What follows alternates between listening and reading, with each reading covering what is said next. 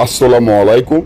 হিন্দু ভাই ও বোনেদেরকে জানাই নমস্কার, অন্যান্য ধর্মের জাতি ভাই ও বোনেদেরকে জানাই আদাব। ঘুমান্ত মরণ বান শত্রুকে মারার জন্য যেই তাবিজটি নিয়ে উপস্থিত হলাম সেটি একটা মগা তাবিজ, যেটা কুফরি তাবিজ বলা হয়। আপনার কোনো শত্রু যদি থাকে, শত্রু যদি দিনের পর দিন আপনার ক্ষতি করে থাকে, আর আপনি যদি ওই শত্রুকে ঘুমান্ত মরণ বান মারতে চান, তাহলে তাবিজটি আপনার জন্য খুব পরীক্ষিত একটি তাবিজ, গ্যারান্টি সহকারে কাজ। আপনারা যে যেখান থেকে দেখছেন, আপনারা সবাই জানেন যে মগ বৈদ্য যারা যারা কুফরি করে, যারা মগ বৈদ্য বান্দরবন বা রাঙ্গামাটি যে মগারা কাজ করে, আপনারা সবাই জানেন যে তাদের কাজগুলো কতটা শক্তিশালী, পাওয়ারফুল। কারণ আমরা যে লাইনে কাজ করি এই লাইনের কাজ কেউ করে না, আর আমরা যেভাবে গ্যারান্টি সহকারে কাজ করি, এই গ্যারান্টি সহকারে কাজ কোনো ব্যক্তি এই পর্যন্ত করতে পারে না এবং পারবো না।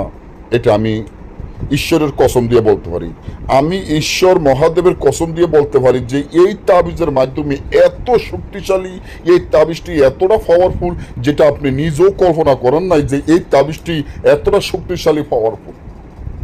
কাজ করার সাথে সাথে কাজ হয়ে যায় রে ভাই। কারণ এটা যেমন লিখতে কষ্ট, তেমনি কাজ করতেও সহজ।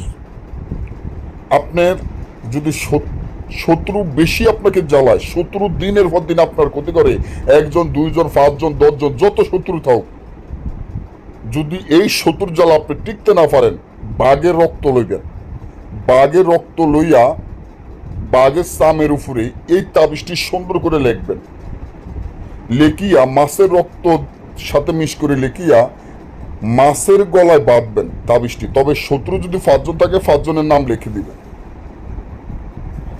তারপরে একটি আমস্যা মরা গেছে, আমস্যা মাটি দিছে এমন মুখদারে কাপড় সাথে ফেসাইয়া শত্রুর ছবি আঁকিয়া মাছের গলায় বাঁধিয়া উলঙ্গ অবস্থার রাত 12টায় আপনারা নদীতে ছেড়ে দেন।